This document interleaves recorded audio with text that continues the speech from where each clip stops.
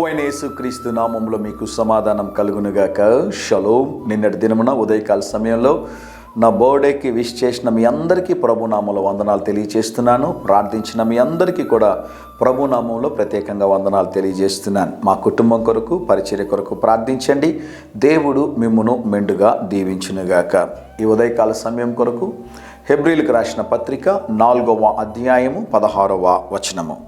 సమయోచితమైన సహాయము కొరకు కృప పొందునట్లు ధైర్యముతో కృపాసమునొద్దకు చేరుదము. దేవుని నామానికి స్తోత్రం కలుగునుగాక.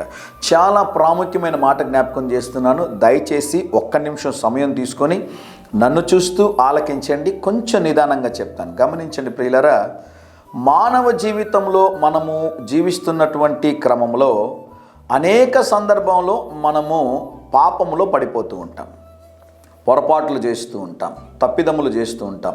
కారణం ఏంటి అని మనం గ్రహించినట్లయితే, చేయాలని మనం ప్రయత్నం చేసినను, మనం ప్రయాసపడినను, ఏదో ఒక సందర్భంలో ఎక్కడో ఒక దగ్గర మనం పొరపాట్లు చేస్తూ ఉంటాం, పాపంలో పడిపోతూ ఉంటాం. కారణం ఏంటో తెలుసా ప్రియులారా? తప్పు మీలో కాదండి. ఈ భూమి పాపముతో నిండి ఉన్నది. సాతాను అధికారము కూడా ఈ భూమి మీద ఉంది. అందుకని ఒక దైవచంద్రాలు అద్భుతమైన ఒక మాట ఉంటుంది, భూమిలో 2 శక్తులు పనిచేస్తుంటాయి. ఒకటి దేవుని శక్తి, రెండవది సాతాను శక్తి. వాడికున్న శక్తి చాలా తక్కువ.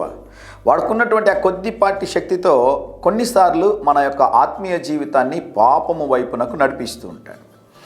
రియల్ ప్రాబ్లం ఏంటి అంటే, మనం పడిపోయిన ప్రతిసారి అక్కడే అలాగే జీవించాలని అని ఏం రూల్ లేదండి.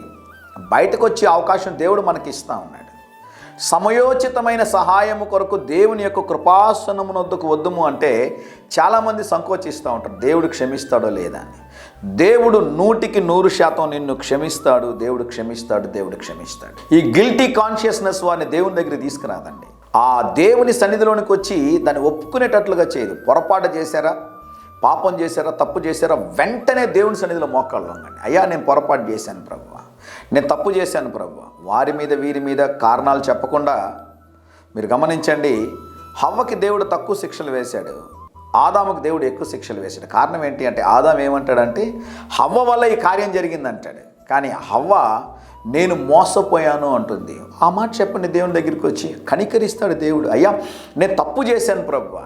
నేరుగా దేవుని కృపాసనం దగ్గరికి వెళ్ళండి, ప్రభు సన్నిధిలో మోకాళ్ళు వంగండి. ప్రభువా, నేను పొరపాటు చేశాను, నేను తప్పు చేశాను.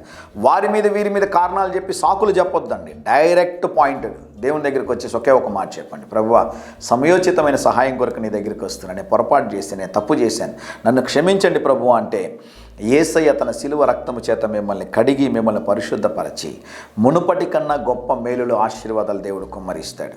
ధైర్యంగా ఈ దినాన్ని ఎదుర్కోండి.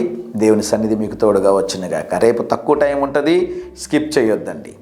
ధైర్యంగా ఈ దినాన్ని ఎదుర్కోండి. దేవుని సన్నిధి మీకు తోడుగా వచ్చునుగాక. ప్రియ పరలోకపు తండ్రి, మా ప్రియులు తలపెట్టు కార్యములన్నిటిలో జయమును అనుగ్రహించమని యేసు నామములో ప్రార్థిస్తున్నాము తండ్రి. Amen, amen.